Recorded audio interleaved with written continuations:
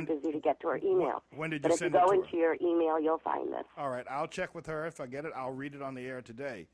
Yes. She should have it. If I haven't read it within the next half an hour, chime back in again to make sure that we do get it, or resend it. What I put on in the message bar, I put Judge orders veteran arrested. That's what the headline was on the Knoxville Chattanooga. It says Judge orders veteran arrested. We will look for that article. Elizabeth, get on the case now and look for that article and get it into me as soon as possible. Okay, very good. Thank you, Janine. All right, have a good day, Dr. Manning. You do the same. We got another caller on the line. All right, well, so we lost the other caller. All right, the number is 646-845-9707 if you wish to chime in on what's happening. That number is 646-845-9707. And we'll give you a few moments to, get it together and make that call. But the appeal of Carl Swenson, Brother Swenson, please call whoever you can call regarding what's happening with Lieutenant Commander Walter Fitzpatrick. Will you do that? I mean, don't leave it to, you have an opportunity now to stand up for a patriot. This man has served our nation. All right, let's take the next call. Hello, caller. Hello, Pastor. How are you? Just fine. How are you doing? I'm doing great. This is Walt. I know Walt. I recognize your voice. Okay, the last guy that you had on, RiseUpForAmerica.com.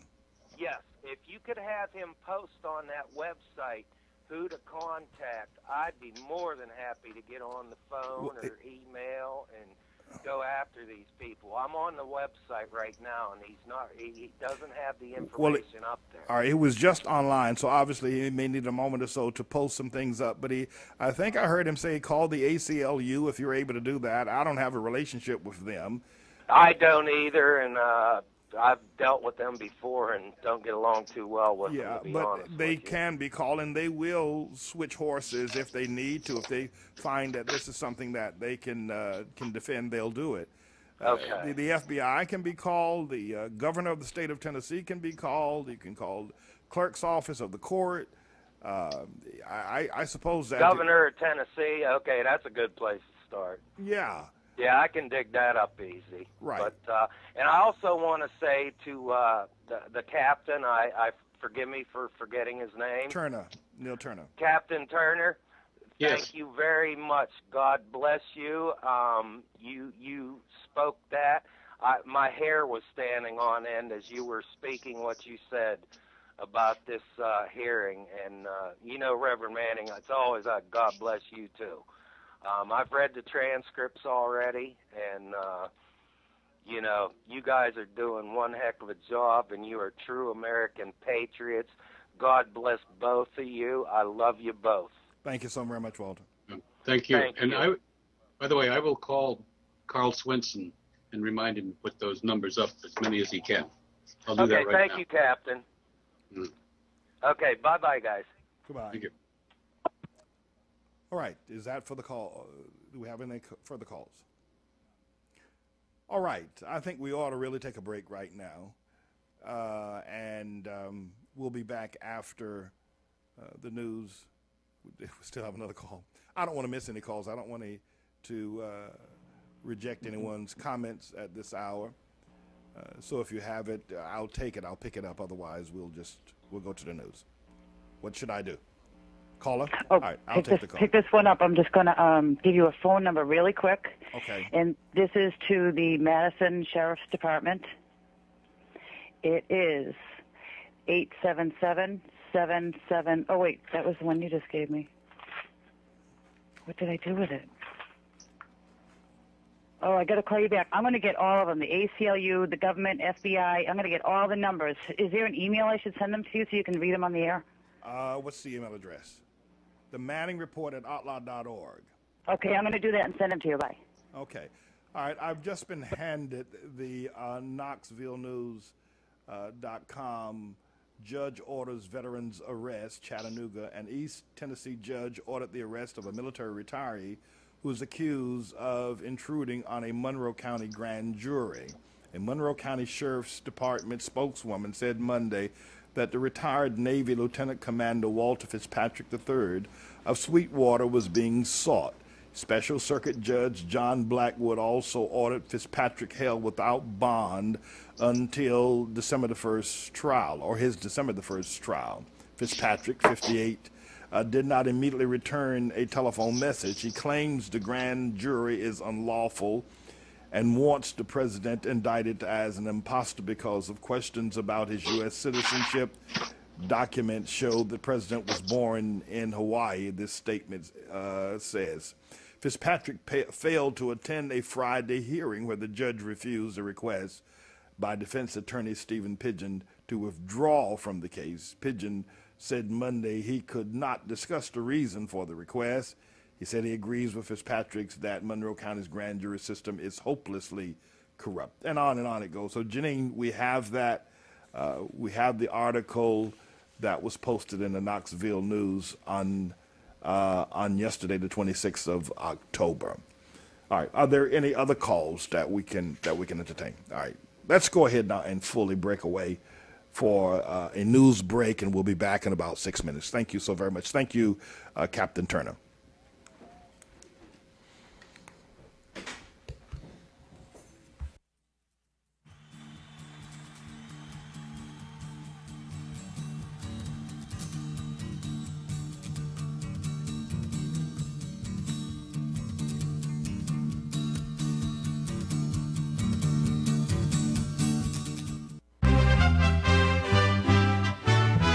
IRN USA Radio News, I'm Hope Duggar. A Virginia man has been arrested and indicted on charges he tried to help people he believed were al-Qaeda operatives and planning to bomb subway stations in and around the nation's capital. The FBI says the public was never in danger because its agents were aware of the man's activities before the alleged planning took place and monitored him throughout. French labor unions are planning another day of nationwide street protests and strikes tomorrow. The president isn't expected to sign the bill for several weeks, so protesters are not giving up. They're planning new strikes for Thursday, and that will affect some flights, about 30%. All right, we are, I inadvertently left a caller hanging. We have another caller. Let me not do that. Let me take this next call. Hello, caller. Good afternoon, Pastor Manning. I can understand if you're hesitant to respond to this, but I'm just curious if you have any comments on the maybe you already have made comments on the march on Sunday at the Capitol with Philip Berg. I know you had a relationship with him in the past. He was supposed to be part of the original grand jury, and that didn't happen. I'm also curious on your take on whether or not the birth certificate of Lucas Smith might be trustworthy or not. Any comments on those? And I can take your answer off the air. Thank you. I mean, I can hang up now. Very well. Your response. Thank you. Well, let me try to respond. The issue of the march on Washington led by Attorney Phil Berg, the first to bring to light the issue of Obama's non-natural born status. I did not attend that march on Washington. I was not informed of an invitation to attend until late last week when a flurry of calls came through stating that I had been given the permission to address the group and to participate fully. I had not had relations with Attorney Berg since the trial in May of this year. He was scheduled to open our trial with a discussion on the birth certificate issue, and it failed to show up. And I had not heard from him, and I tried to contact him and just was unable to do so. With respect to the Lucas Smith, if you will, birth certificate, footprinted Kenyan sole birth certificate, I believe that that birth certificate will go by the way of anything that Obama would present right now. I mean, nothing that Obama could present right now would be acceptable to anyone. The matter has just gone on too long over the most basic, simple part of our identification process. And even if Obama presented something that came out of the vault allegedly from Hawaii, I don't think anyone would believe it. I certainly wouldn't. And even if Obama went to Mombasa, went to Kenya, and brought back a birth certificate, I don't know if I would believe that either. So the period for credibility over any document regarding Obama's birth has long since passed. And it's unfortunate that the American people and the American justice system allowed that to take place. But what's far worse than that, Mr. Obama has sealed all of his records, including his baptismal certificate, if he's ever been baptized. We don't really know whether he just joined the church at Jeremiah Wright's and it was never baptized as a Christian, which is an important part. It's not a salvation part of your relationship with Christ, but it is a part of the community of Christians that we all baptize. But we don't know if he's ever been, because we've never seen the certificate. We've never seen any documents of his, and it's unfortunate. It is truly unfortunate, and I find highly disrespectful to all people that the American political class have allowed this to go on. Whatever you may think about Mr. Obama, you may love him, but I don't think anybody would marry someone as a husband or a wife who has hidden so much about them in terms of the vital statistics about who they are.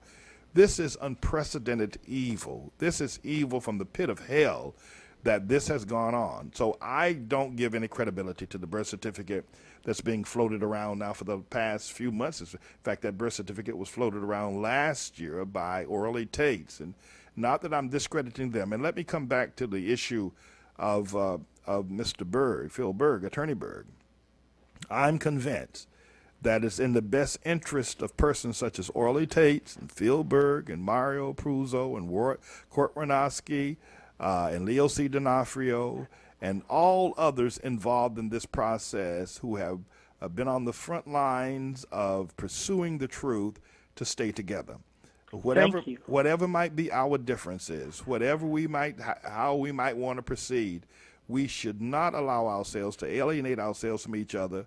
We need to stay together. And I think if we come together as a united force, if all the attorneys and other people of Bertha, if you will, designation, and I don't necessarily like that term, but I would be willing to stand with Phil Berg and with Orly Tace and Mario Puzo and the Court Ranowski. I would be willing to stand with all of them, though I may have differences about interpretations. I want us to come together and stay together.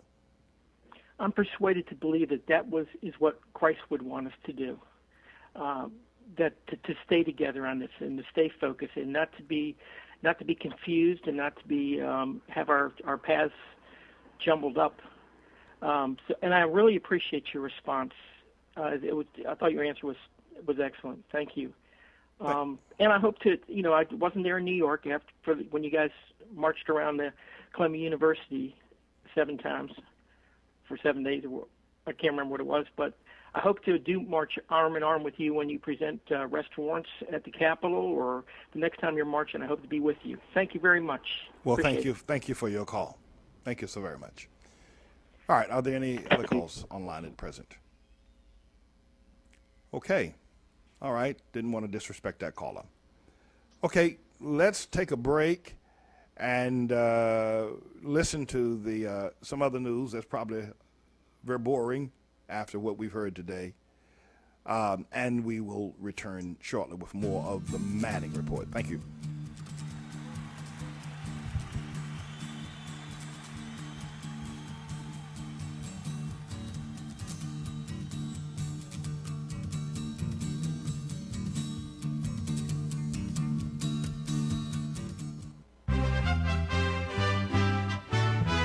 IRN USA Radio News, I'm Hope Duggar. A Virginia man has been arrested and indicted on charges he tried to help people he believed were Al-Qaeda operatives in planning to bomb subway stations in and around the nation's capital. The FBI says the public was never in danger because its agents were aware of the man's activities before the alleged planning took place and monitored him throughout. French labor unions are planning another day of nationwide street protests and strikes tomorrow. The president isn't expected to sign the bill for several weeks, so protesters are not giving up. They're planning new strikes for Thursday, and that will affect some flights. About 30% of flights in France will probably be canceled. The unions are trying to revive protests against an increase in the retirement age from 60 to 62, an increase that won final approval from the French parliament today. The bill passed in the National Assembly with a vote of 336 to 233, so it cleared by a large margin. This is IRN USA Radio News.